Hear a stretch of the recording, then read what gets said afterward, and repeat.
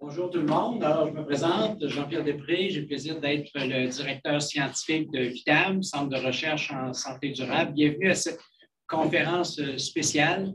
Nous avons de la fort belle visite à notre centre de recherche aujourd'hui. Alors, je sais qu'il y en a qui sont virtuellement avec nous aujourd'hui. Je tiens à les saluer. Alors, on a le grand plaisir, grand plaisir, bonheur de recevoir le Dr Nicolas Sen, qui va nous faire une conférence sur le changement climatique et dégradation environnementale, qui est le défi pour les services de santé. Alors, vous voyez que c'est tout à fait pertinent à cette notion de santé durable qui nous anime ici au centre de recherche, puis qui commence à mobiliser pas mal d'acteurs hors, justement, du secteur traditionnel biomédical. Alors, je vais y aller d'une brève présentation des notes biographiques de notre conférencier. Alors, après avoir terminé ses études de médecine à Lausanne en 1998, le professeur Nicolas Sen réalise sa formation postgraduée en médecine interne générale et commence à travailler à la Polyclinique médicale universitaire de Lausanne en 2002. De 2005 à 2009, il séjourne en Papouasie, Nouvelle-Guinée, pour le compte de l'Université de Melbourne, imaginez, afin de coordonner un projet de recherche sur la prévention de la malaria chez les petits-enfants. Depuis 2009, il travaille à nouveau donc, à cette polyclinique médicale universitaire de Lausanne, à la fois comme chef de clinique en médecine interne générale et pour la recherche en médecine de famille. Dans ce cadre, il est notamment responsable du programme Swiss Primary Healthcare Active Monitoring, qui vise à mieux comprendre le fonctionnement de la médecine de famille en Suisse. Il obtient un titre de professeur associé à la faculté de biologie et de médecine de l'Université de Lausanne, tout étant nommé directeur de l'Institut universitaire de médecine de famille de la PMU en 2016. Depuis janvier 2019, à la création d'Unisanté, une structure qui nous intéresse particulièrement chez nous ici, il est nommé médecin-chef et prend la direction du département de médecine de famille. Alors, dans ce cadre-là, il est responsable de l'enseignement en médecine de famille, tout en conservant une pratique clinique. Il poursuit également des activités de recherche, notamment en service de santé, sur les liens entre la santé et l'environnement en pratique clinique. Puis c'est d'ailleurs de cela qu'il va nous entretenir. Et en terminant, il est aussi cofondateur en 2020 du groupe francophone de soins primaires. Dr Sen, Nicolas, chaleureux bienvenue chez nous. Merci beaucoup. Merci. Cher Jean-Pierre, chers toutes et tous, merci beaucoup pour cette invitation. Ça m'a fait vraiment très plaisir de pouvoir découvrir VITAM. Je ne connaissais pas VITAM. VITAM n'est pas très ancien, mais ça m'a vraiment fait plaisir de voir qu'il y a vraiment une émergence de nouvelles façons de voir les services de santé beaucoup plus communautaires et beaucoup plus intégrés dans la communauté. Donc, vraiment, un grand merci. Et c'était une belle aubaine parce que ça fait 6 mois en fait, que je suis au Québec, alors dans une université dont je n'aimerais pas le nom, dans l'université de Sherbrooke. Et donc, c'était vraiment une opportunité idéale de venir ici. On en discutait avant, alors on ne va pas parler que de choses joyeuses. Il va y avoir un certain nombre d'éléments effectivement contextuels qu'on doit rappeler ou qu'on doit évoquer, mais c'est surtout la possibilité d'évoquer aussi qu'est-ce que ça va impliquer pour le système de santé, pour les services de santé. Alors, j'ai fait un petit agenda, disons, des choses que je vais évoquer. Peut-être quand on parle de cette thématique-là, on a toujours un petit peu peur parce que pour certains, c'est des répétitions, pour d'autres, c'est des choses nouvelles. Donc, on va essayer d'être un petit peu entre deux. Donc, on va parler de grande accélération, peut-être qu'un terme que vous connaissez, et surtout de voir comment les changements climatiques peuvent affecter la santé et plus profondément, quels sont les liens qui unissent ou qui jouent entre notre santé et la santé de l'environnement. Les aspects de services de santé et de changement climatique. On va voir que là, il y a certains aspects qui sont importants. Les services de santé contribuent de façon massive au changement climatique. Puis après, on va plus parler d'approches de co-bénéfices qui sont des approches nouvelles, pas mal en santé publique et qui sont en train d'émerger en pratique clinique. Alors, la grande accélération, peut-être que certains d'entre vous ont déjà vu ce graphique. En fait, ce qui est intéressant, ce n'est pas d'aller voir les détails, c'est simplement de voir l'incroyable uniformité de la comparaison de ces différentes courbes. Ça, c'est une étude qui est sortie il y a déjà quelques années. Les graphiques bleus, en fait, c'est les tendances du système Terre, c'est-à-dire tout ce qu'on a commencé à extraire et qui a commencé à modifier le système terrestre. par exemple, évidemment, le CO2, c'est ce dont on parle le plus, mais il y a évidemment d'autres gaz, il y a le méthane, il y a l'acidification des océans. J'en cite juste quelques-uns. Il y a par exemple, ici on voit la capture de poissons marins.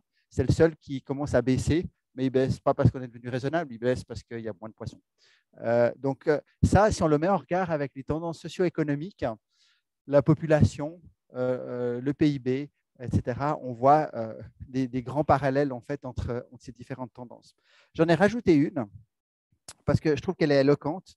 Un graphique duquel j'ai enlevé le titre, peut-être que vous voyez ce que c'est l'espérance de vie.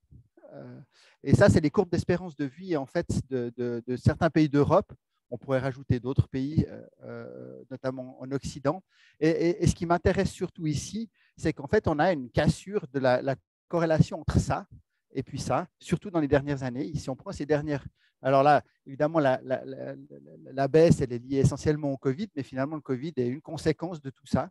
Et en fait, c'est pour moi probablement un des nœuds du problème.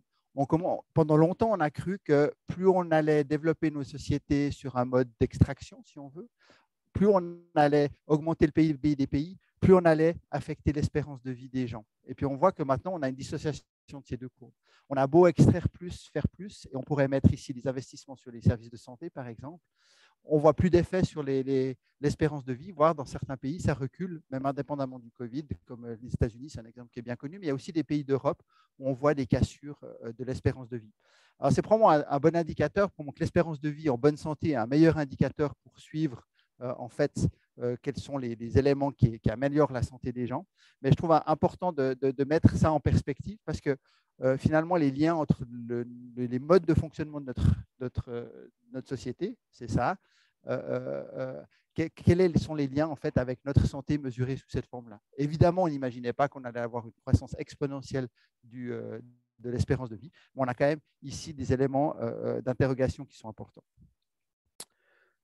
Toujours dans les éléments de contexte, peut-être que vous en avez aussi entendu parler, les limites planétaires, c'est le cadre incompressible, non dépassable dans lequel on devrait fonctionner pour ne pas perturber suffisamment l'équilibre terrestre qui, en fait, rendrait la Terre de plus en plus inhabitable. Il y en a 9, ces limites planétaires, on en entend de plus en plus parler. C'est évidemment une part importante de ce qui est à la base du travail du GIEC, de l'IPCC, sur les questions de changement climatique. Mais c'est beaucoup plus large parce qu'il n'y a évidemment pas que le changement climatique. Il y a tous les autres types de perturbations, comme évidemment la perte de biodiversité, mais on a aussi, là on voit la perturbation des cycles de l'azote, ça paraît très érudit comme ça. C'est simplement les fertilisants qu'on utilise en agriculture qui ont des effets dévastateurs sur l'environnement. Alors, il y a juste 2-3 exemples. On sait chiffrer ces limites, au-delà desquelles, si on les dépasse, on perturbe de façon suffisamment importante la biosphère. Par exemple, pour le changement climatique, on le mesure en particules par million de CO2. On sait qu'une limite de stabilité est autour de 350 particules par million. Ici, on a largement dépassé ce seuil. On est à 417 particules par million. C'était en novembre l'année passée. Pour moi, qu'on est à 430, quelque chose comme ça. Maintenant, c'est quelque chose, on a vu, qui est exponentiel et qui est exceptionnel. Donc, ça, c'est au cours du temps. C'est sur quelques dizaines de milliers d'années. En fait, il n'y a jamais eu une telle évolution. Là, on est tout en haut du point rouge. Donc, on est vraiment extrêmement haut, alors que si on fait ça sur 400 000 ans, on n'a jamais eu des fluctuations aussi importantes du CO2. On sait chiffrer aussi la biodiversité, les pertes de biodiversité, le nombre d'espèces qui sont perdues par année par million d'espèces. On sait que si on dépasse un certain seuil, ça fait un effet boule de neige et que les espèces disparaissent de plus en plus vite. Cette limite, elle a une perte de 10 espèces par année par million d'espèces. Et actuellement, on est plutôt de l'ordre de grandeur de 100 espèces par année par million d'années. Donc là aussi, il y a un effet cumulé. Évidemment, il y a des interactions avec ces différentes choses entre le changement climatique et la perte de biodiversité, mais qui font qu'on a largement dépassé ces limites. Alors, tout ça, c'est très abstrait. C'est très abstrait et très concret. Peut-être que certains d'entre vous ont vu cette photo. C'est une photo qui date il y a 2-3 ans dans les incendies de forêt en Californie avec des gens qui jouent au golf et puis les incendies de forêt derrière qui étaient liés donc, à des incendies qui ont été faits par la surchauffe de la biosphère et des arcs électriques sur les lignes électriques. Alors, on peut être un peu plus scientifique dans façon de regarder la difficulté qu'on a à avoir le lien entre changement climatique et santé. Ça, je vais citer pas mal de fois un rapport qui est assez connu, c'est le Lancet Countdown. Donc, c'est une sous-commission du Lancet qui, chaque année, fait un rapport sur les liens entre changement climatique et santé. Et ils font un certain nombre d'indicateurs. Chaque année, ces indicateurs changent un petit peu. Ça, c'était de 2018, où ils ont regardé très simplement sur Wikipédia comment les gens recherchaient soit le changement climatique, soit la santé. En bleu, c'est la santé. En rouge, c'est des termes associés au changement climatique. Et en fait, le constat, c'est que les gens associent jamais les deux quasiment dans les recherches. Soit on s'occupe de santé, soit on s'occupe de changement climatique, mais on n'associe pas les deux. Et ça, c'est quand même un bon indicateur, une bonne mesure pour montrer qu'en fait, on a de la peine à voir ces phénomènes abstraits, qu'est le changement climatique, qui en plus est un phénomène d'apparence naturelle. Ça ne paraît pas du tout d'être quelque chose. Ce n'est pas comme une usine qui émettrait des gaz. Là, c'est un phénomène d'apparence naturelle, mais qui a des liens très importants avec la santé. Alors, je ne vais pas trop rentrer dans les détails, mais une sorte ça, c'est un modèle simplifié de ce qu'on retrouve aussi dans le Lancet Countdown, de physiopathologie, si on veut, des liens entre le changement climatique et la santé, mais qui sont bien identifiés avec, là, on en a représenté deux, des activités humaines autour de l'alimentation et de la mobilité, qui produit du gaz, des gaz à effet de serre, et puis qui va amener les changements climatiques avec un certain nombre d'éléments, notamment l'augmentation de la pollution dans l'air, et puis qui va aboutir à des impacts indirects sur la santé avec l'augmentation des allergies, par exemple, si je prends un élément ici, ou bien la réduction de la productivité agricole, donc une diminution de l'accès à la nourriture. Et tout ça va avoir, par contre, directement un effet sur la santé. C'est des domaines émergents, mais on voit, vous avez peut-être vu, il y a quelques semaines, il y a une étude qui est sortie assez originale aux États-Unis, où ils ont regardé 2 milliards de tweets aux États-Unis en fonction du niveau de température qu'il y avait au moment où les tweets ont été émis. Et ils ont regardé le niveau d'agressivité en fait, des tweets. Et ce qu'ils observaient, quelqu'un a vu cette étude ou pas? Et c'est très intéressant. On voit qu'en fait, il y a des bornes comme ça de température entre 15 et 22 degrés où les gens sont relativement cordiaux. Et quand on dépasse ces températures dans les extrêmes minimaux, mais surtout quand la chaleur augmente, la quantité de tweets augmente de façon massive. Et pour les chercheurs qui ont fait cette étude, c'est sorti dans le Lancet Planetary Health, c'est quand même un indicateur qu'on supporte en fait assez mal la chaleur. Et pour dire qu'il y a des effets vraiment importants et probablement que la santé mentale est un domaine extrêmement important des enjeux. Et c'est direct, c'est vraiment la chaleur qui a un effet sur mon comportement et sur ma santé mentale et mon interaction sociale avec les autres personnes. Évidemment, alors on va passer en revue très brièvement un certain nombre de ces effets. C'est assez connu, les aspects de canicule qui ont un impact direct. Là, c'est une corrélation entre le taux de mortalité qui est lié à la température au moment où ces décès ont lieu. C'est des phénomènes assez connus, on peut les chiffrer. On sait qu'ils sont de relativement grande ampleur. Et chaque année, quand on a des gros épisodes de canicule, on a une augmentation de la mortalité, notamment dans les populations les plus vulnérables et les personnes âgées. Un autre effet, c'est la réémergence de maladies. Alors, j'ai pris une vieille illustration, mais en fait, c'est assez difficile de trouver des illustrations récentes de choléra. Là, en l'occurrence, j'ai quand même été chercher un peu loin, mais pourquoi c'est intéressant ici? Parce que, en fait, avec toutes ces perturbations du système terrestre, pas seulement le changement climatique, mais l'acidification des océans, l'augmentation de l'humidité dans l'air, etc., tout ça apporte des conditions qui sont favorables au développement de nouvelles épidémies. Ce n'est pas seulement des nouvelles épidémies comme on a connu avec le Covid, c'est aussi des conditions favorables pour la multiplication de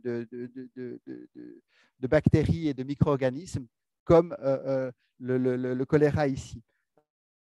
Et là, on voit que quasiment tout est au vert, si on veut, en tout cas pour le virion du choléra, c'est une bonne nouvelle, c'est-à-dire que l'augmentation de la température, de l'humidité, des précipitations, etc., tout ça va favoriser l'émergence de nouvelles épidémies, y compris dans des régions du monde où on n'avait plus du tout l'habitude d'en voir. Il y a des régions du monde, on a des fois des petits foyers, mais on imagine que même jusqu'en mer Baltique, où c'est un climat plutôt tempéré actuellement, on pourrait revoir réapparaître plus facilement des épidémies. Une autre chose qu'on connaît mieux maintenant, évidemment, après bientôt 3 ans de Covid, l'émergence de nouvelles maladies, j'aime quand même bien la montrer parce que cette étude qui était sortie dans Nature en 2017 était assez prémonitoire. Ils ont mis sur cette carte en rouge ce qu'ils ont appelé des hotspots de probabilité d'émergence de nouvelles maladies infectieuses, notamment virales. Et le plus haut hotspot qu'il y avait sur cette carte, c'était le Wuhan, ici. Ils ont dit là, très haute probabilité qu'une nouvelle maladie va arriver. Et ils ne s'étaient pas trompés. Par contre, ils ont fait des estimations aussi du nombre de virus, de micro-organismes encore non découverts. On imagine qu'il y en a environ 1,7 million qui existent dans des réservoirs animaux à travers le monde et qu'à peu près la moitié sont susceptibles de créer des nouvelles épidémies, des nouvelles pandémies comme on a connu maintenant. Et les raisons qui mènent à ça, elles sont de nouveau liées aux activités humaines. Il y a deux phénomènes principaux qui amènent à l'émergence de ces nouvelles maladies. C'est l'élevage intensif, qui sont vraiment des incubateurs à nouvelles pathologies. Plus vous concentrez d'animaux, plus la facilité de circulation et de développement de ces nouveaux virus est grand. Et puis, le fait d'être en contact avec des animaux d'habitude sauvages, la déforestation, c'est l'autre grand phénomène. Ces deux grands phénomènes sont vraiment les phénomènes principaux qui expliquent l'accroissement du nombre d'épidémies qu'on observe. Ce n'est pas un phénomène nouveau non plus. On sait que l'urbanisation au Moyen-Âge en Europe, le contact plus rapproché avec les chiens, les chats, etc., la volaille, a aussi amené un certain nombre de maladies. Mais là, il y a vraiment un pied sur l'accélérateur depuis quelques dizaines d'années, et notamment ces phénomènes-là sont vraiment des accélérateurs importants. On continue ce grand parcours. On a parlé de santé mentale. On commence d'avoir des données simplement épidémiologiques sur ce que représente en fait le changement climatique en termes d'anxiété. Ça, c'est chez les jeunes. Vous avez peut-être vu passer cette étude qui est aussi sortie dans Nature l'année passée sur le niveau d'anxiété des adolescents par rapport à une perception probablement des fois un peu diffuse du changement climatique et de l'avenir. Et cette étude montre que plus de la moitié d'entre eux se disent très en souci pour leur avenir. Après, on a d'autres éléments, ça peut prendre des différentes formes d'anxiété, ça peut être simplement de la tristesse. Donc, un phénomène qui n'est pas du tout marginal. On parle évidemment beaucoup de l'éco-anxiété. L'éco-anxiété, c'est un phénomène complexe qui est aussi un phénomène sociétal. Ce n'est pas juste une pathologie du DSM-5, c'est un phénomène de société qui est plus compliqué que ça. Mais pour dire qu'il y a un enjeu là réellement au niveau de la société par rapport à la santé mentale. Après, alors pour une note un peu plus positive peut-être, la relation que les humains ont avec la nature ou avec la biodiversité, si on veut être un peu plus précis, a en fait un effet globalement plutôt positif sur la santé humaine. Et ça vous paraît probablement intuitif, et en même temps, on fait tout le contraire. C'est-à-dire qu'on élimine les espaces verts, ou on a pendant très longtemps éliminé des espaces verts, notamment au niveau urbain. On commence à se rendre compte du contraire. Ça, c'est une méta-analyse parmi d'autres qui montre qu'on a plutôt une réduction globale de la mortalité chez les populations qui sont exposées à des espaces verts. On est plutôt au début d'une histoire, parce que c'est des grandes observations sur des grands collectifs de gens. On commence d'avoir, là je m'excuse pour le diagramme un tout petit peu complexe, mais il est très intéressant parce que là, on est au début d'une histoire de recherche, je pense. Et autant pour les cliniciens que pour la santé publique, que pour évidemment la communauté dans son ensemble, c'est comment est-ce qu'on lie d'un côté la biodiversité, donc on va pas seulement sur la nature, c'est un concept un peu flou. Comment est-ce qu'on définit la nature? Comment est-ce qu'on la caractérise? C'est assez compliqué. Par contre, la biodiversité, on sait la caractériser. C'est le nombre d'espèces qu'on retrouve dans un espace, la diversité génétique, etc. Et de l'autre côté, on a des éléments qui montrent qu'on a un effet sur la santé. Alors, entre deux, ça, c'est un modèle très théorique, mais qui est très intéressant à comprendre. On a un certain nombre de facteurs qui vont médier ce lien entre la biodiversité et la santé. Et ce qui est vraiment intéressant, et ça, c'est vraiment ce que j'aime dans cette approche-là, c'est qu'on n'est plus seulement dans de la science dure, dans de la physiopathologie, on est dans quelque chose d'expérientiel aussi, notamment pour les aspects de santé mentale, mais peut-être pas que. On a deux éléments. Alors, le terme exposition ici me gêne un petit peu parce que ce n'est pas là qu'on le mettrait, mais sinon, le schéma est intéressant parce qu'il y a probablement des effets directs, positifs, d'être exposé à la biodiversité. Je vais montrer un exemple après, mais il y a aussi quelque part quelque chose de l'ordre du ressenti des gens par rapport à être exposé à la biodiversité qui va aussi influencer sur leur santé à travers un certain nombre de domaines d'action, si on veut, soit de réduire simplement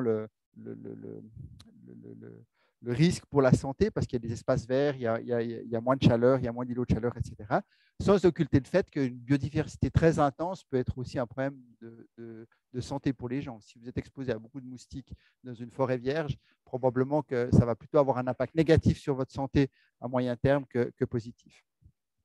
Et une petite étude mais que je trouve intéressante pour illustrer justement ce lien direct entre la biodiversité et la santé, ça c'est deux répartitions très différentes du microbiome cutané de deux populations différentes. La différence qu'il y a entre ces deux microbiomes, donc là il est très riche, il y a beaucoup il y a un microbiome très riche et très varié, ici il est très pauvre. En fait, c'est des gens qui ont été exposés à une biodiversité qui est radicalement différente. Une fois elle est très riche, une fois elle est très pauvre. Et surtout, ce qui est intéressant, c'est qu'on peut le mettre en lien avec des effets directs sur la santé, notamment en termes d'eczéma, c'est comme on le voit ici. Donc, les gens qui ont une biodiversité pauvre du microbiome, si on veut, qui sont dans un environnement relativement pauvre en biodiversité, ont un risque de maladie cutanée qui est largement supérieur à l'autre groupe. C'est une étude parmi d'autres. Pour moi, ça reste encore des choses à explorer. Mais enfin, c'est intéressant de voir qu'on peut s'intéresser à ces choses-là et qu'il y a des éléments qui montrent que ces liens entre santé et environnement existent aussi d'un point de vue plus fondamental. Alors tout ça, ça a amené à pas mal de mouvements que vous connaissez probablement aussi, des concepts que j'ai appelés émergents, mais on en discutera peut-être après. Le dernier né, c'est donc les mouvements de santé planétaire. Avant ça, on a mis la santé publique ici. Je ne suis pas sûr que ce soit le bon endroit, mais il y a la santé globale.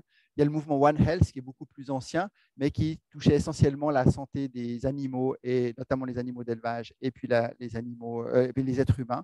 Et puis, depuis quelques années, il y a eu tout un mouvement de santé planétaire qui est lancé notamment dans le sillage du Lancet et qui vise vraiment à comprendre l'importance de la santé humaine en fonction de la santé des écosystèmes. Donc, il y a cette résonance entre les deux qui est remise en avant par ce concept-là, ce mouvement qui naît, et dans le sillage duquel il y a justement le Lancet Countdown et toute une série de publications qui naissent. Alors, je ne dis rien de nouveau. J'ai profité de mon séjour pour aller visiter un peu des musées. Peut-être que vous avez vu cette exposition du musée McCord qui est à Montréal. Et en fait, pourquoi je vous dis ça, je vais surtout pas m'aventurer à aller prononcer la phrase ici, mais le premier panneau qui est à l'entrée de l'exposition parle de la santé en citant cette phrase-là. Il ne parle pas du tout de santé planétaire. Je ne sais pas si c'était voulu ou pas, mais c'est intéressant de voir que la première citation qui apparaît au début de l'exposition, c'est un univers en constante relation. Et là, il parlait spécifiquement de la santé. Donc, je trouve intéressant que c'est des choses qu'on retrouve dans certaines sociétés et qui résonnent finalement assez bien avec les concepts émergents comme celui de santé planétaire. Alors, qu'est-ce qui se passe maintenant si on prend la pratique clinique?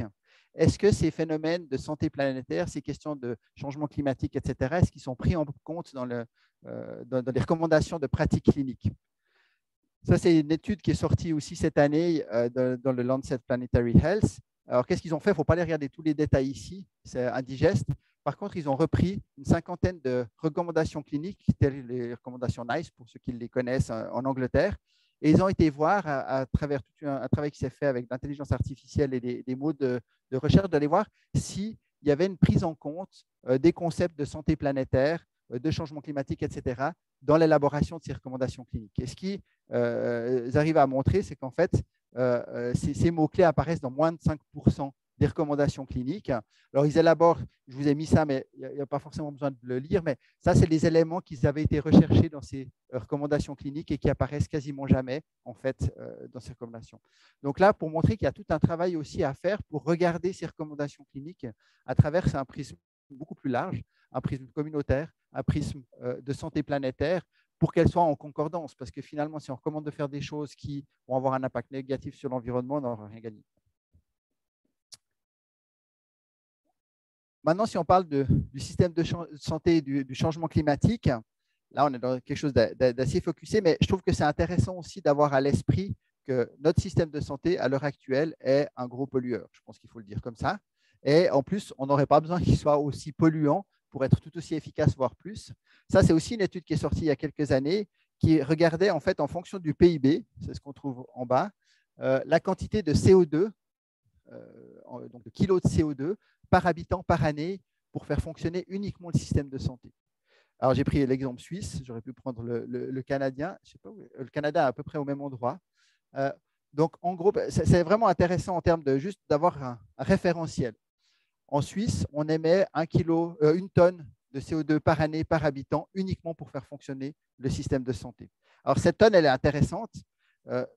Bon, la majorité de ces émissions, c'est les hôpitaux et les services spécialisés. Ce n'est pas une grosse surprise, c'est évidemment dans ce secteur-là qu'arrivent les choses. Mais ce qui est intéressant, c'est qu'actuellement en Suisse, au Canada, on est à peu près dans les mêmes chiffres. On est à une émission totale pour toutes nos activités de citoyens à 15 tonnes de CO2 par année. Et 1 tonne par habitant par année, c'est ce qu'on devrait atteindre pour être dans les accords de Paris en 2050. Donc, ça pose des questions fondamentales pour nos services de santé. Qu'est-ce qu'on peut se permettre? Qu'est-ce qu'on peut réduire? On va parler de ça après. Actuellement, le système de santé, c'est 6 à 8% des émissions de CO2, donc c'est effectivement 7 tonnes de CO2. Qu'est-ce qu'on se permet encore dans le service de santé? Comment est-ce qu'on transforme notre système de santé pour faire que ça ne mange pas, en gros, tout notre budget de CO2, parce qu'on doit vivre quand même à côté du système de santé, ce n'est pas l'entier. Mais je pense que ça rejoint les préoccupations de Vitam sur la santé, c'est quoi? La santé, ce n'est pas que la maladie. Et alors, dans les moins mauvaises nouvelles, ce n'est pas parce qu'on est un gros pollueur du système de santé que forcément la qualité des soins est meilleure. Ça, c'est un autre graphique que je trouve très intéressant. Ça, c'est les quantités de CO2 qu'on émet par année pour le système de santé. Et ça, c'est des index de qualité des soins. Et on voit qu'au bout d'un moment, on a un aplatissement de la courbe et on a beau émettre plus de CO2, on n'a pas une répercussion importante sur la qualité des soins, en tout cas mesurée de cette façon-là. Alors, vous dites, c'est sympa, je critique les hôpitaux et tout. On a aussi été voir ce qui se passait chez les généralistes. Ça, c'est une étude qu'on a faite en Suisse. On voulait savoir quelle quantité de CO2 émet une consultation de médecine générale. On a travaillé évidemment pas seul dans notre coin, on a travaillé avec des ingénieurs de l'environnement pour faire cette étude. On a été extrêmement dans le détail, on a été dans les cabinets voir tout ce qui est source d'émissions de CO2.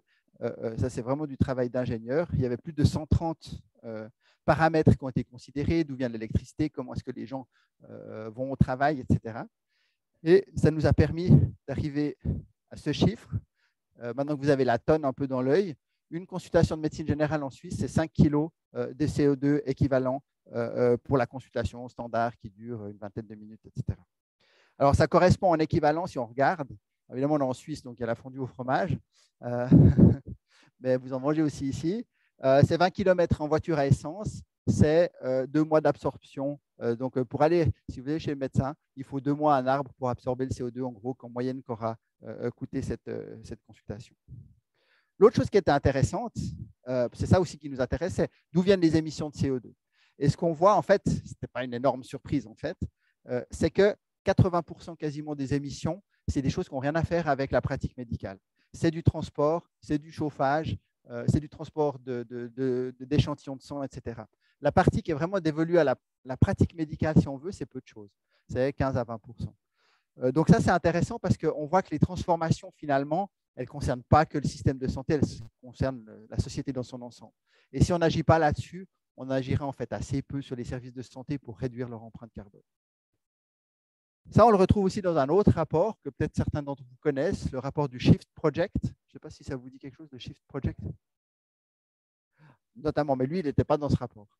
Vous avez un doute par rapport à Jancovici ou bien?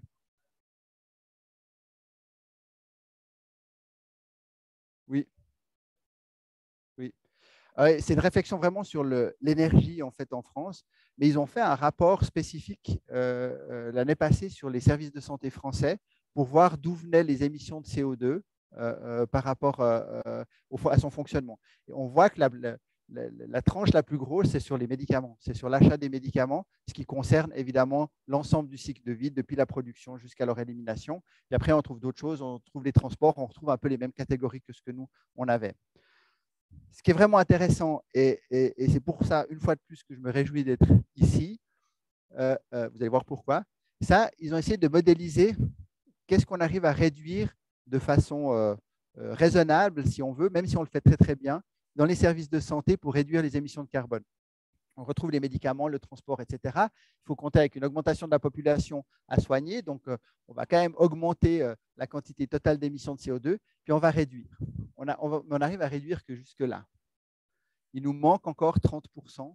même si on fait tout bien dans les services de santé comme on les a maintenant, il nous manque toujours 30% au bout du compte. Et ces 30%, ils ne vont pas disparaître magiquement. Et c'est là qu'il faut être créatif, c'est là qu'il faut réinventer la santé, c'est là qu'on doit faire des efforts sur les questions de prévention, de promotion de la santé, d'ancrage communautaire de la santé. Donc, on ne va pas pouvoir continuer à faire fonctionner notre système de santé si on continue dans sa façon d'être organisé maintenant. On doit vraiment aller beaucoup plus loin dans les transformations nécessaires. Et beaucoup plus loin, on peut aller même beaucoup plus loin. La tâche est immense. Ça, c'est une anthropologue de la santé assez radicale, peut-être que vous la connaissez, Katharina Ziffert, qui est à l'Université de Waterloo, en Ontario, qui a fait un panorama très large de l'évolution des services de santé, de la santé, de la place dans la santé. Et en fait, elle a fait ce graphique que je trouve vraiment intéressant. Elle dit actuellement, nos services de santé, il est là, il est dans un bassin dominant, ce qu'elle appelle un bassin dominant en fait, d'attraction, de fonctionnement, qui est le fonctionnement global de notre société, qui est globalement axé sur des modèles économiques qu'on connaît chez nous, sur la production de soins et pas la production de santé, ce qui est quand même une grosse différence. Et c'est le domaine dominant. Il y a des petites crises, il y a le Covid, etc., mais le modèle dominant, il ne bouge pas. Par contre, avec des crises majeures, ça c'est celles qu'on est en train de vivre et qui vont s'accentuer à l'avenir sur les aspects de dégradation environnementale, on va devoir réfléchir à des mouvements, à des bassins d'attraction alternatifs, vraiment à un changement de paradigme sur la façon d'envisager non seulement la santé, mais aussi les services de santé. On entend des mots qui font peur, et j'imagine qu'ils vous font peur peut-être, décroissance, éco-village, médecine traditionnelle, etc. C'est que des exemples. Mais son discours est intéressant parce qu'elle dit, tôt ou tard, ce switch, il va devoir se faire. Donc, autant être créatif maintenant, même si on ne les entend pas, ces initiatives-là, parce que le jour où on en aura besoin, au moins, il y a des gens qui y auront réfléchi. Je simplifie beaucoup, mais c'est pour ça que le message, je le trouve très intéressant, c'est pensons à des alternatives de fonctionnement des services de santé, repensons la santé pour être prêts à mieux faire face lors des changements socio-environnementaux. Puis l'autre élément qu'elle dit, j'espère que vous n'arrivez pas à le lire, j'ai fait exprès, et ça on le retrouve dans d'autres discours sur les facteurs qui mènent à l'effondrement des civilisations. Donc là, on est quand même dans quelque chose d'assez lourd. En gros, il y en a 3, 4 qui ressortent tout le temps. C'est la démographie, donc l'augmentation de la démographie. Et le plus intéressant, je trouve, c'est la complexité de l'organisation des sociétés et surtout la quantité d'énergie dont on a besoin pour faire fonctionner ces systèmes. Et puis, l'accroissement des inégalités sont aussi des facteurs d'instabilité sociaux. Donc, j'ai mis ça c'est un diagramme de fonctionnement d'un hôpital sur les interactions qu'on a besoin simplement pour traiter un patient. Si on va vraiment chercher tous les éléments qui comptent entre la facturation, la personne qui est à l'entrée, celui qui a fait le bâtiment, etc., on est dans des systèmes complexes. Le point de rencontre où on est maintenant, c'est que ça devient trop complexe et on a beau mettre beaucoup d'énergie dedans, on n'obtient pas tellement de gains de santé, en fait, au bout du compte, si on parle de la société dans son ensemble. Donc, on a vraiment un mode de fonctionnement des services de santé qui nécessite d'être réfléchi. Et ça, si je vous dis tout ça, c'est pour vous parler, c'est l'avant-dernier point d'une initiative qu'on a en Suisse.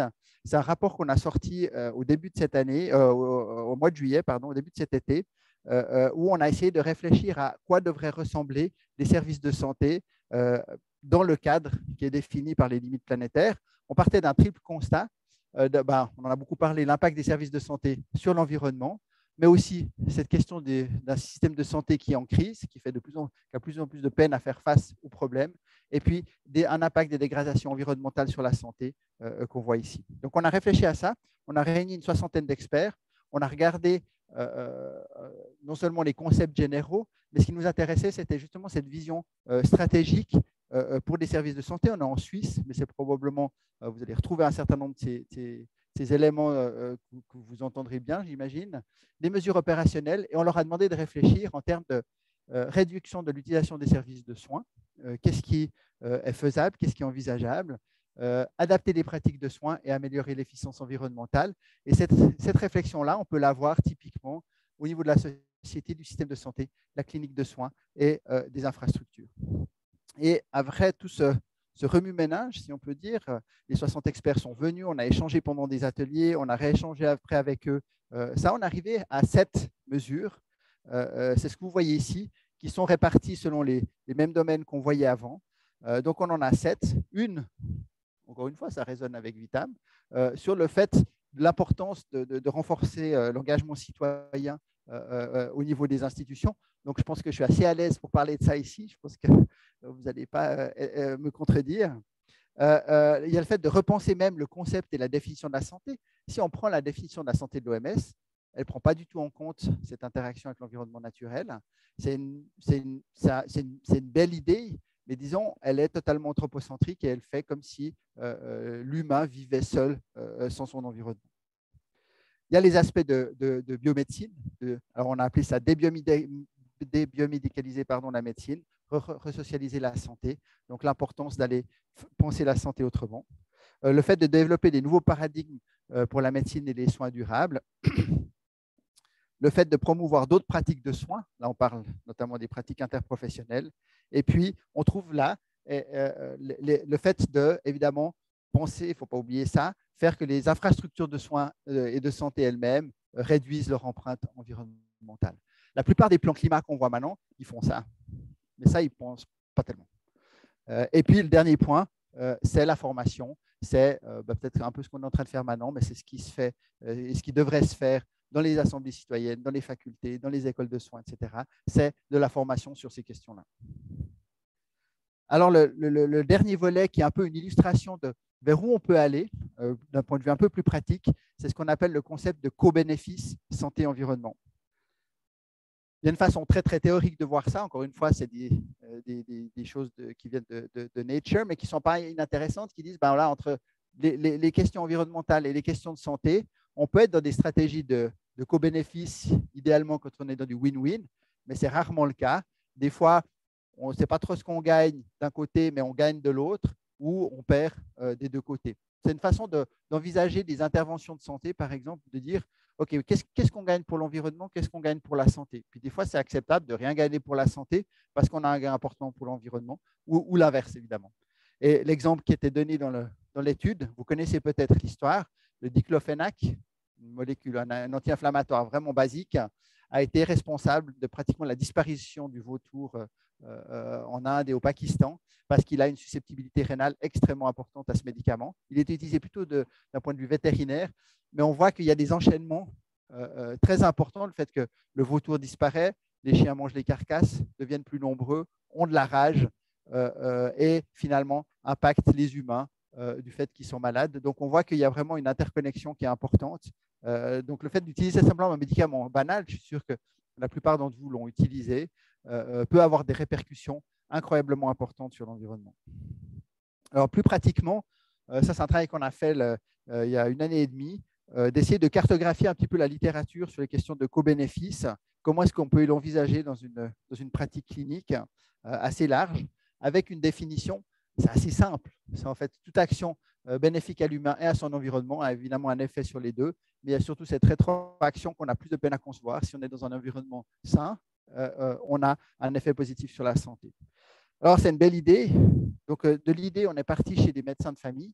On leur a posé la question, est-ce que vous seriez prêts à aborder ces questions-là, ces domaines de co-bénéfice avec vos patients? On leur a posé ça par rapport à 7 types de co-bénéfices qu'on peut envisager. C'est ce qui est sorti dans une recommandation de l'Association mondiale de médecine de famille, avec la modification des choix alimentaires, par exemple, le fait d'être plus axé sur des transports actifs. La santé reproductive, c'est une recommandation. Peut-être qu'on aura le temps d'en parler après. Ça veut dire quoi la santé reproductive? Ça veut dire faites moins d'enfants, c'est mauvais pour le climat. En très résumé, c'est ça que ça veut dire. À mon avis, ça pose énormément de questions éthiques, mais c'est une autre question. D'être en contact avec la nature, réduire son empreinte environnementale et s'engager dans la communauté. Et les médecins, en gros, ont dit, en Suisse, il n'y a que des médecins en médecine de famille. Je précise, ce n'est pas parce qu'on ne voulait pas interroger les autres soignants, c'est qu'il n'y en a pas. Les cabinets de médecine de famille en Suisse fonctionnent de façon très, très monoprofessionnelle. Mais en gros, ils ont dit, pour plus de 80% d'entre eux, oui, nous, on est très chaud pour parler de choix alimentaires, de mobilité et de contact avec la nature, parce qu'on arrive à assez imaginer comment ça peut s'intégrer dans la consultation. Et puis, juste 2-3 exemples par rapport à la mobilité. Qu'est-ce que ça veut dire concrètement? La mobilité, c'est quand même un secteur d'émission de nuisances et d'émissions de CO2 très importantes. En Suisse, c'est quasiment 40% des émissions de CO2 et de gaz à effet de serre, c'est la mobilité individuelle.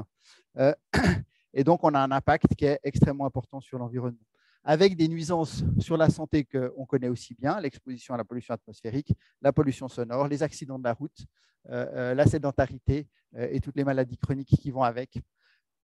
Les chiffres sont probablement différents au Québec. Les distances sont quand même plus courtes en Suisse. Mais on sait qu'on a une marge d'amélioration qui est extrêmement importante.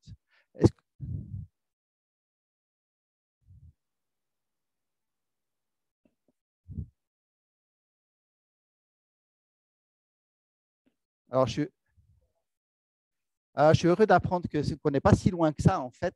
On retrouve ça. Donc, mais ça, c'est un signal quand même très positif, justement, sur la marge d'amélioration de changement de modalité. Vous avez un climat qui est plus compliqué quand même en hiver.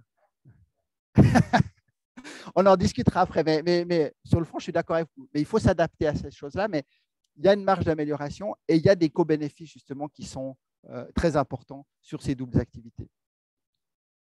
En pratique clinique, ça ne change pas grand-chose à ce qu'on sait faire, en fait. On sait que l'activité physique est bonne, on sait quelles sont les quantités d'efforts physiques qui sont importants pour la santé, on sait comment aborder les changements de comportement. Ce qui change avec une approche de co-bénéfice, c'est ça.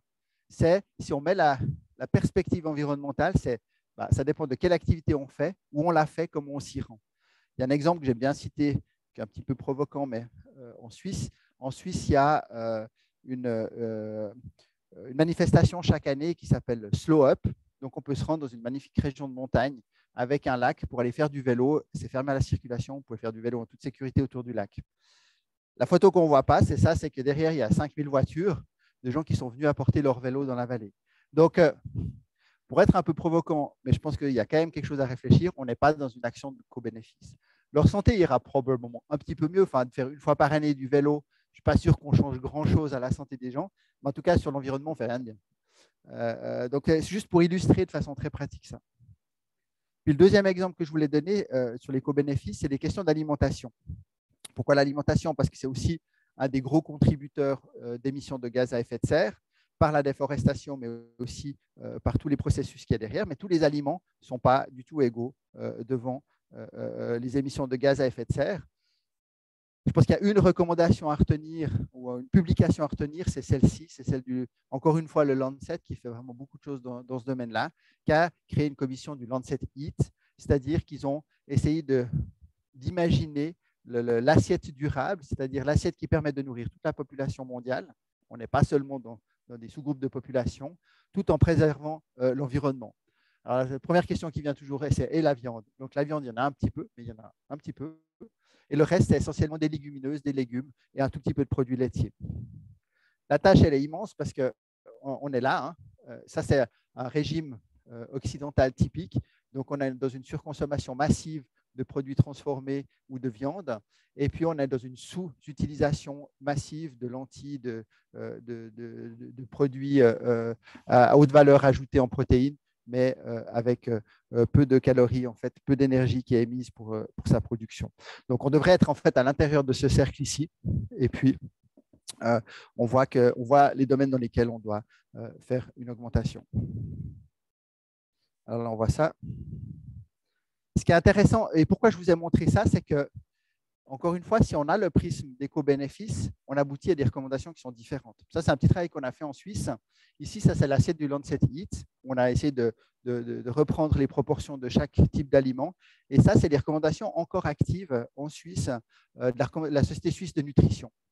On voit qu'il y a une différence qui est quand même assez importante. Cette petite partie-là, ici, elle fait 3 à 4 fois plus. Et pourquoi ça? Parce qu'il n'y a pas eu le prisme de l'environnement, c'est sûr. Après, il y a toute une série d'explications derrière. Je n'ai pas osé la mettre là, mais je sais que j'avais donné une présentation en avril à Laval, mais depuis la distance, je l'avais montré. Je sais qu'il y a la même chose ici. Les financeurs de la Société suisse de nutrition, c'est la grande distribution alimentaire.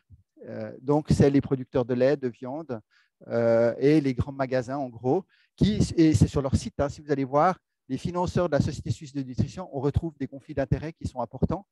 Ce n'est pas forcément qu'ils interfèrent avec les recommandations, c'est juste qu'on est dans une culture où ça se fait d'avoir des gros apports laitiers en Suisse.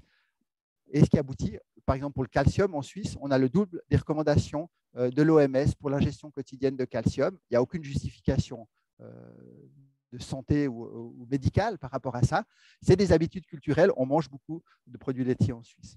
Et ça se traduit avec ça. Donc, là, encore une fois, je pense en termes de co-bénéfices, c'est vraiment important de voir qu'on peut aboutir en fait, à des recommandations qui sont différentes. Et ça, c'est mon avant-dernière diapositive. C'est une question qui revient très régulièrement, mais c'est de la responsabilité des personnes de faire les choix qui sont cohérents, ou versus moi, je ne peux rien faire, c'est la société qui doit changer, c'est les grandes entreprises, etc. C'est une étude que je trouve vraiment très intéressante, où ils ont essayé de modéliser si une famille fait tout bien, ou si des individus font tout bien dans leur changement de comportement, prennent plus de voiture, arrêtent de manger de la viande ou en mangent très peu, etc., ont adopté vraiment des comportements environnementaux sains. On n'est que dans une réduction de 25% des émissions de CO2 par rapport à leur bilan. Donc, c'est assez déprimant. Si vous allez sur votre calculateur de CO2 individuel, ça existe sur Internet, vous êtes en fait qu'à 25%. Après, il y a des choses que vous pouvez faire au niveau du ménage pour gagner encore 20%, le type de chauffage d'une maison, si vous avez une maison, etc. Mais on voit qu'il reste un 35% qui sont des changements structuraux de la société. Alors, j'aime bien montrer ça parce qu'en fait, ça renvoie un peu tout le monde dans son camp. C'est-à-dire qu'on a besoin de tout. On a besoin de toute la chaîne. On a besoin de changements individuels, on a besoin de changements structurels pour aborder ces questions-là. Et l'un sans l'autre ne va pas être possible. Donc, tout ça pour arriver au terme de cette conférence. On a fait un panorama très large, mais pour dire que je pense qu'il y a vraiment un momentum et une importance à développer de l'enseignement et de la recherche sur ces questions-là. Que la question des co-bénéfices est quand même une façon d'être un peu moins déprimante d'envisager le développement des soins et de la santé. Qu'on a besoin d'approches interdisciplinaires, intersectorielles, c'est évident, et ce n'est pas ici qu'il faut le défendre. On a besoin d'approches individuelles et collectives, mais on est quand même fortement ancré dans une société dont le modèle de fonctionnement de la société nous empêche d'avancer, puisque c'est celui qui détermine aussi la façon dont fonctionne notre système de santé. Et ça, c'est important. Et la toute dernière diapositive, c'est un peu une avant-première, un livre qui va sortir dans un mois. On a la date depuis la semaine passée, donc j'ose vous le dire. C'est un ouvrage collectif, en fait, qui sera disponible en ligne gratuitement.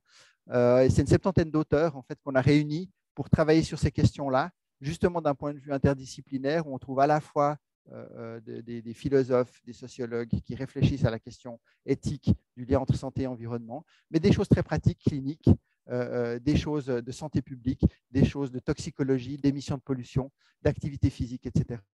Donc, ce livre va sortir en principe le 17 novembre, en tout cas j'espère, et il sera gratuit en ligne parce que ça fait partie aussi de la philosophie quand même de ce type de savoir qui soit disponible à un large public.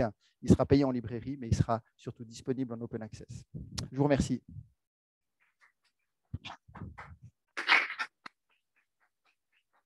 Merci beaucoup, Nicolas, pour cet exposé remarquable. Moi, je vais avoir plein de questions, mais on va commencer par les questions de l'auditoire. Est-ce qu'il y en a qui veulent se lancer? Oui? C'est toujours très bonne question. En fait, deux choses. Moi, je suis vraiment quelqu'un qui vient de l'extérieur de la santé. Je suis plus militant environnement, mais transport, vélo. Je fais du vélo l'hiver. Donc, c'est possible de se déplacer en l'hiver ici. Si j'arrive ici, par exemple, un exemple commun, on arrive ici, nous avons énormément d'espace à la voiture. Donc, on encourage en premier lieu le déplacement en voiture en arrivant ici, puisque nous avons du stationnement à gauche et à droite. Et nous avons un rond-point qui permet de débarquer les gens à la porte, donc qui empêche justement une invitation à se déplacer à pied de quelques mètres pour la population. Le rack à vélo est situé en arrière du bâtiment. En arrière du bâtiment, d'un, tu le trouves. Deux, quand on le trouve, il n'est pas fixé au sol. Donc, il fait en sorte une mauvaise gestion de sécurité de son vélo. Quand se fait voler son vélo, c'est vraiment désagréable. Surtout avec les polices qu'on a aujourd'hui, ils ne vont pas se déplacer pour un vol de vélo, mais ils vont se déplacer pour un vol automobile. Donc, c'est très important de bien barrer sa bicyclette. Donc, on barre sa bicyclette, on refait le tour du bâtiment. Donc, qui est un genre de désavantage au lieu de choix de déplacement qui est accès automobile au détriment du cycliste. C'est un exemple qu'on retrouve ici, mais qu'on retrouve énormément partout. Je ne vous tape pas ses doigts, c'est juste du common sens au Québec et dans le monde, surtout dans un pays occidental, de mettre le stationnement devant le bâtiment. Les stationnements empêchent un écosystème. Donc, le stationnement empêche de planter des arbres, de créer des lieux de commun, de rassemblement, de croisement de personnes et d'arrêt d'un lieu silencieux. Ça a énormément de conséquences. Autre part, dans votre diapositive, One Earth, c'est intéressant, mais je voyais que c'était financé par Rockefeller Center, qui, à mon avis, d'après mes connaissances, c'était quelqu'un qui s'est fait de l'argent dans beaucoup d'argent, mais dans la pétrochimie, avec des raffineries. Je trouve ça intéressant quand même qu'aujourd'hui, Rockefeller investit dans décarboniser le monde quand c'est lui qui l'a encouragé à le carboniser. Donc, ça aussi, c'est un problème parce que je dirais que beaucoup de nos institutions sont financées par ce genre d'initiatives qui, dans le fond, ils redistribuent le profit pour se redorer l'image. On a vu des défis cyclistes qui sont financés par des grands caméras qui font plein d'argent sur le dos de l'environnement, patati patata. Donc, c'est plus je dirais que votre conférence, pour moi, était juste un reflet de ma perception de la réalité, très pointue au niveau santé environnementale, mais qui est tout à fait logique dans la pensée, ou si on regarde les 8 cours de Zameis Community, c'est essentiellement le même discours que vous avez, mais axé santé. Si je pourrais dire. Donc, vous pouvez le dire comme ça. D'habitude, je le mentionne, la question Rockefeller. Je pense qu'il y a beaucoup de choses à discuter sur les questions de santé planétaire, pas que ça. Oui. Le concept de santé planétaire, il est décrié par certains, et je pense à juste titre en partie pour être un nouveau concept de nature coloniale, si on veut. C'est comme ça, en tout cas, qu'il est décrit. Et ça, je pense que ça mérite un débat, en tout cas. En tout cas, ce débat a lieu dans la littérature scientifique. La question de Rockefeller, je le mentionne d'habitude parce que c'est quelque chose qui me rend aussi mal à l'aise. En même temps, on ne peut pas s'affranchir complètement de la société dans laquelle on vit et on doit faire avec. Et vous parlez de Jancovici qui soutient le nucléaire. Donc, il y a aussi des problèmes d'éthique à réfléchir à ce niveau-là. Après, il y a des enjeux sociaux et je pense qu'on a différents courants par rapport à ça. Mais je pense que la question fondamentale, c'est déjà d'aborder la question. Je ne sais pas, il y a 5 ans, cette conférence-là, je pense qu'on ne l'aurait pas faite il y a 5 ans, ou même il y a 4 ans, juste avant le Covid. Donc, c'est au moins un déclencheur. Mais voilà, après, ça ne dit rien de ce qu'on va faire sur le terrain. Et tu me permettras, Nicolas. Premièrement, bienvenue à Vitam d'y aller d'un commentaire parce que vous nous interpellez. C'est précisément pour ça que moi, j'ai sauté la clôture il y a quelques années pour quitter la recherche biomédicale. Je suis un imposteur, je viens de la recherche biomédicale pure et dure pour dire que ça ne fonctionne pas. Il y a un fossé immense en ce qu'on doit faire pour laisser à nos enfants et nos petits-enfants des environnements qui sont compatibles avec la santé humaine, la santé animale, la santé environnementale. Alors, le constat que vous faites, là, vous avez parfaitement raison. Après, maintenant, on fait quoi? On commence quelque part. Nous, on a eu un cadeau du PDG du CIUS de la capitale nationale qui nous a donné un ancien édifice qui hébergeait un groupe de médecine familiale pour qu'on installe le premier centre de recherche en santé durable qui va interpeller des citoyens. Vous savez, ici, on a des citoyens, M. Poulain, Mme Côté, qui sont sur notre bureau de direction, que j'appelle mes patrons, ma patronne, parce que c'est avec eux qu'on réfléchit à dire on fait quoi en ce moment.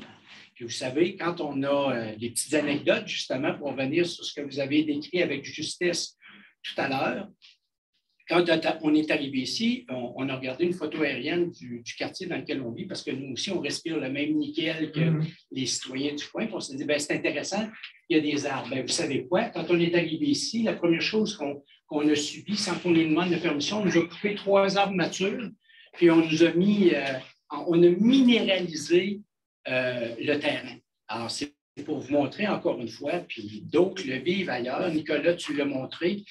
Le système de gestion de la maladie en ce moment, c'est un paradigme qui n'est plus acceptable. Alors maintenant, une fois qu'on a dit tout ça, on a beaucoup de travail à faire. Ouais. On a beaucoup de travail à faire.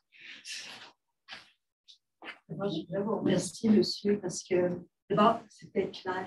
Comme citoyenne, là, j'étais capable de comprendre et vous donnez aussi de l'espoir. Ça, je trouve ça important aussi. Moi, ça a fouetté mon engagement de citoyenne et je trouvais ça intéressant de voir un moment donné, quand il y avait comme un tableau qui parlait de l'implication citoyenne, comment c'est important. Alors, ça, je me dis, ça peut nous permettre de diffuser encore plus autour de nous cet engagement-là, comment c'est important. Puis, moi, je dis, j'ai des enfants, des petits-enfants, tout ça, puis je me dis comment justement leur transmettre des convictions, des croyances, de l'espoir. Alors, aujourd'hui, j'en ai entendu, mais en même temps, pas masquer aussi une terrible réalité. Puis j'entendais monsieur tantôt dire, c'est vrai, il y a des préoccupations, puis j'aimerais tellement à un moment donné que une conférence comme la vôtre, que ce soit présenté au futur ministère des Transports, ministre des Transports ou à M. Legault, et qu'on questionne sur la question du troisième lien. Ça me venait à l'esprit, que je veux juste dire. Une citoyenne, ça a le droit de parler de politique comme ça. Alors, je me dis, vous êtes là depuis 6 mois, j'espère que vous allez pouvoir rester un peu plus longtemps que vous allez être invité par le gouvernement provincial. Si seulement. Merci beaucoup pour votre commentaire. Est-ce que vous savez ce qu'est le troisième lien? Non. Le beau tunnel qu'on voit. Ah oui, j'ai entendu bien sûr. Voilà. Parce que ça, c'est évidemment, ça va régler tous les enjeux. Oui, maintenant que les élections sont passées, il maintient tout ça. Oui, j'ai déjà entendu. Merci pour votre présentation, c'est très intéressant. Mais ma question, je ne sais pas si vous pouvez apporter des réponses, mais puis, contrairement à Isabelle, moi, je repars un peu moins avec de l'espoir parce que je vais me positionner, je vais être la voix des pays dits en développement. D'accord? Donc, qui vivent toute cette réalité de santé planétaire comme, encore une fois, de la colonisation, qui le vivent comme de l'imposition, qui le vivent comme parce qu'ils ne sont pas sollicités, d'accord? Donc, c'est des gens qui ont vécu de la colonisation. Ils étaient là, on est venu exploiter leur terre. Puis là, on revient leur dire, écoutez, tout le monde est en train de nuire à la planète, il faut faire des actions, sans jamais avoir une approche participative. Donc là, c'est des gens qui ont eu des stérilisations forcées. Et là, on vient leur dire, attention, la planète ne fait plus d'enfants. Alors, ma question, c'est, quelles sont les mesures qu'on prend en tant qu'organisme, en tant que société, pour inverser les rapports, pour être moins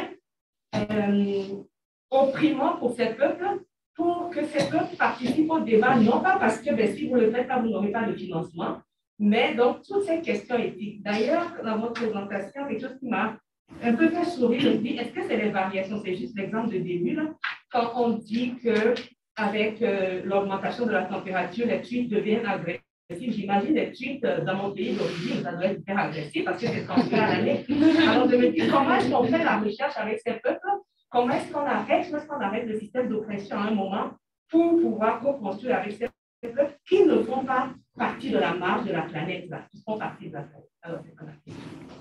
Je n'ai pas de réponse, malheureusement. mais la question, elle est fondamentale. Enfin, là, je ne l'ai pas montré, mais de temps en temps, je montre une diapositive que j'appelle la double peine.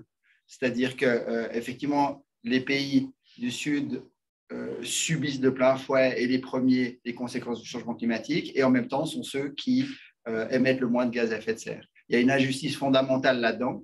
Le problème, on est quand même dans c'est une question politique. Et cette question politique, elle n'est pas réglée. Et c'est pour ça qu'on l'évoquait juste un petit peu avec la santé planétaire. Et effectivement, il y a derrière une idée quand même de nouveau d'imposition d'idées ou d'avoir remis à un prisme occidental une vision de santé planétaire et il y a besoin de réajuster ça. Je pense qu'on peut le voir à différents niveaux. Le niveau politique, c'est les COP. On voit ce que ça donne. Je pense que c'est des fausses bonnes idées. Il ne faut pas se le cacher. Le fait de payer les émissions négatives, c'est une mauvaise idée parce que ça engendre ce genre de choses. de culpabilisation, de mettre l'accent sur les pays justement qui émettent le moins. Mais il y a cet enjeu politique-là. Après, je pense qu'on devrait avoir, c'est plus notre périmètre, aussi de la collaboration de recherche par rapport à ces choses-là. Je ne sais pas pour les tweets dans d'autres pays, c'était qu'aux États-Unis. Mais je n'ai pas la réponse. Mais il y a évidemment, derrière, en fond de tout ça, il y a une injustice qui ne date pas d'hier, mais qu'on doit aborder. Oui, on a une question en ligne. Comment concilier le virage numérique et cette perspective de réduction de l'empreinte écologique dans le contexte de nos systèmes de santé et économiques? Il y a différentes façons de voir ça. Là aussi, je n'ai pas une réponse catégorique. Donc, si on a juste la lorgnette étroite des émissions de gaz à effet de serre, on dira que ça dépend comment on produit l'électricité. Au Québec, ça va, on est plutôt dans l'hydroélectrique, on n'est pas dans l'énergie fossile trop pour la consommation d'électricité, ça va. Mais si on élargit un petit peu, en fait, ça pose des questions plus fondamentales sur l'utilisation des technologies et le fait d'arriver dans une société ultra technologique qui, en soi, ne fait que engendrer plus de choses. Un exemple par rapport à ça, un des graphiques, c'est intéressant, c'est sur le papier. La plus grande accélération sur l'utilisation du papier, c'est depuis l'arrivée de l'informatique. Alors qu'on nous avait vendu l'arrivée de l'informatique comme étant la disparition de l'utilisation du papier, on n'a jamais imprimé autant de choses que depuis qu'on a de l'informatique. Donc, il y a des effets vraiment pervers dans les questions du numérique. Il ne faut pas acheter le numérique. Je pense que le numérique peut nous aider à beaucoup de choses, notamment d'éviter de faire que les gens se déplacent tout le temps, notamment de loin. Donc, il peut y avoir des bonnes choses, mais je pense qu'il y a une vraie réflexion à avoir sur l'utilisation raisonnée des services informatiques. On aurait le temps peut-être pour une dernière question, parce qu'il y a déjà Dans la pièce. Moi, c'était plus pour revenir à vous en tant que médecin de famille. Vous avez dit, bon, ben, il y a 80% qui étaient d'accord de parler des changements alimentaires ou quoi que ce soit. Mais concrètement, en tant que médecin, comment est-ce que vous voyez votre action avec les patients? Parce que dans le fond, une jeune famille qui n'a pas encore eu accès aux soins de santé, vous n'avez aucun pouvoir pour l'aider à changer ses habitudes qui vont avoir un impact positif. Parce que c'est, je ne sais pas en Suisse, mais je n'ai pas l'impression que c'est vous qui faites les exercices de prévention. C'est plus la santé publique, donc ce n'est pas les médecins de famille. Ouais, probablement que les fonctionnements sont un tout petit peu différents, mais vous avez raison. Alors, c'est intéressant de poser la question là parce que nous, ne s'est pas arrêté là. Actuellement, on a 2 anthropologues qui vont dans les cabinets de médecine de famille qui disent « OK, vous voulez parler de ça, alors comment est-ce qu'on en parle ?» Et là, tout d'un coup, je me sens un petit peu plus... Je ne sais pas trop. Et en fait, ce qu'on a fait, c'est qu'on a mis des affiches en salle d'attente qui font la promotion des co-bénéfices pour l'alimentation et la mobilité. On doit arrêter de prendre la voiture. Et je caricature un peu, mais il y avait des beaux dessins, etc. Manger moins de viande, ce sera bon pour le climat, des choses comme ça. Et ils ont interrogé des patients parce que c'était leur retour qui nous intéressait. Les gens étaient un peu mitigés quand même qu'on aborde, même sous l'angle de l'alimentation et de la mobilité, en tout cas de façon aussi frontale, des questions environnementales. Mais on a aussi été après réinterroger les médecins qui disent « je ne suis pas trop sûr que je sois très à l'aise pour parler de ça ». Donc, la réponse, c'est qu'en fait, on ne sait pas comment on doit faire ça. Mon impression, c'est de différentes natures. C'est que d'une part, en fait, peut-être qu'on peut faire du co-bénéfice tout le temps sans jamais en parler, parce que simplement, on aura revu nos recommandations pratiques sous l'angle environnemental, puis on sait que si je dis que vous mangez dans cette limite, je suis bien au niveau environnemental. Dans cette philosophie-là, probablement que ça a un espoir. En tout cas, d'être plus facilement intégré dans la pratique clinique. Si on prend un truc qui vient pas mal à la mode, c'est les prescriptions vertes, les maladies de la nature. Si elles sont encore une fois perçues dans une perspective environnementale, ça a aussi probablement une bonne chance d'aboutir. Et après, on peut quand même se poser la question sur toute l'habitude qu'on a quand même sur la façon d'aborder les changements de comportement de façon générale. Ce qu'on fait pour le tabac, on le fait au niveau santé publique autant qu'en pratique clinique. Donc là, il y a des vraies plus-values à aller voir ce qu'on a fait pour d'autres mesures de santé publique, mais sur des questions environnementales. C'est juste pour continuer là-dessus, c'est pas un temps commentaire, mais vu que c'est presque du lobbyisme pro-environnement que ça peut passer, parce que le tabac, mais c'était vraiment. Maintenant, on le voit comme étant associé au cancer, mais je ne sais pas à quel point, tant que la démonstration ne sera pas faite à 100%, clairement, entre changement climatique et santé pour la population, vous allez toujours, si vous faites une action en tant que médecin, est-ce que je vais être perçu comme étant faisant du lobbyisme pour un camp, donc quelqu'un qui est anti ou qui ne croit même pas au changement climatique, comment est-ce que le message peut être perçu? Je ne sais pas en Suisse, mais aux États-Unis, je pense que ça devient un cas très sensible à discuter. C'est quelque chose qui est extrêmement effectivement difficile parce que, comme je disais avant, le changement climatique, ça a l'apparence d'une catastrophe naturelle. Donc, par essence, ce n'est pas nous qui en sommes responsables. Mais en même temps, ces liens-là, ils existent et il y a probablement une marge vraiment de recherche et de mise en œuvre de comment on communique sur cette information-là. Parce qu'on a un certain nombre de preuves, probablement qu'on doit évidemment creuser plus là-dedans, mais on doit réfléchir surtout à la façon dont on communique ces questions-là. Et qu'on échange de façon bidirectionnelle, je me permettrais d'ajouter avec la population, de l'expérience des gens. D'imposer. Complètement. Écoutez, sachez que c'est le début d'échanges très, très fructueux avec Nicolas et ses équipes. Je vous remercie de votre participation. Merci beaucoup, Nicolas, de cette généreuse présentation. Et ce n'est que le début. Alors, merci beaucoup. Merci. Merci beaucoup.